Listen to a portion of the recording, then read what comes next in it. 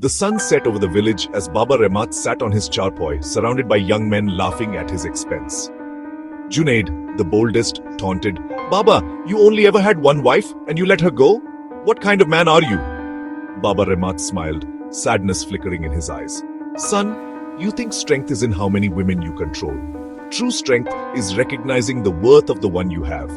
True fear is realizing it too late." The laughter faded. The boys leaned in, sensing a lesson. "You talk of handling a woman," Baba continued. "I never even tried. I was a fool, blinded by pride. She was a gem I threw away." The mood shifted. The boys, once mocking, now listened intently. "Let me tell you a story," Baba said. "Not to sadden you, but to make you wise. About a boy who thought he was a man, and a woman who spoke not to him, but to her God. And her God listened." As twilight deepened, the old man began his confession. And so, the courtyard grew quiet, the air heavy with anticipation. The boys waited, ready to hear the story that would change them. Baba's eyes glistened with memory. The lesson was about to begin. "I was young, arrogant, and thought the world owed me happiness. My mother chose Saima for me, a quiet, pious girl from a poor family. I resented the match, feeling trapped and superior. On our wedding day, I saw only disappointment. My friends had wives from wealthy families. I had Saima, who brought nothing but her honor. I treated her with coldness, barely speaking, making her feel unwelcome. She tried to make our home warm, but I was never really there. My heart belonged to my friends and my pride. My mother warned me, 'Value her. She is a blessing.' I scoffed, blinded by ego. I starved Saima of affection, conversation, and kindness. I saw her as a symbol of my defeat, not the treasure she was. My anger and her silence became the foundation of our marriage. I was too foolish to see the gift I'd been given. Saima endured, quietly, as I ignored her pain. The seeds of regret were sown. Days blurred into months. I treated Saima like a servant, not a partner. She cooked, cleaned, waited for me, but I gave her nothing in return, not even a kind word. Her small acts of love, leaving milk by my bed, mending my shirts, meant nothing to me. I saw her care as duty, not love. My mother's death left Saima truly alone, her world shrinking to the four walls of our home. I never asked about her dreams or fears. She was just a role, not a person. I thought providing food and shelter was enough. I never realized a woman's heart starves without love. My indifference was a cruelty sharper than any blow. Saima's loneliness grew, unnoticed by the man who should have cherished her.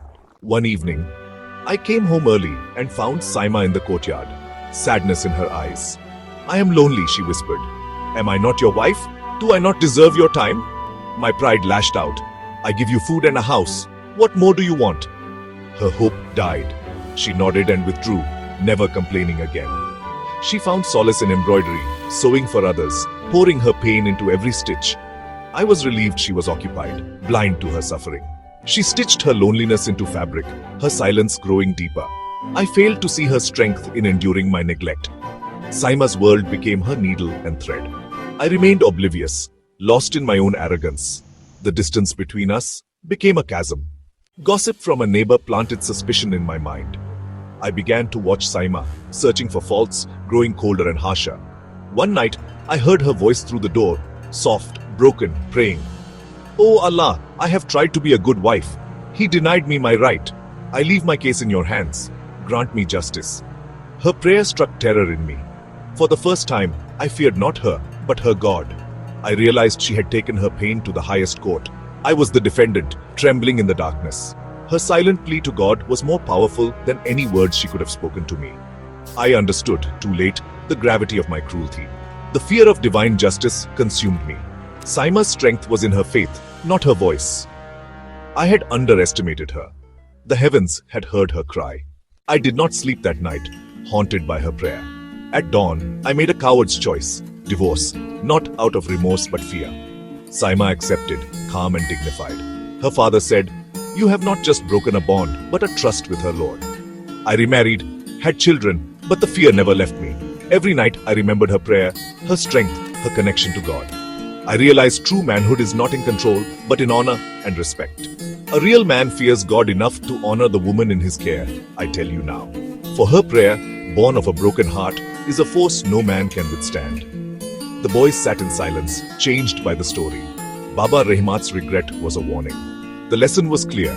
Never underestimate the power of a woman's prayer, and never forget the trust God places in your hands.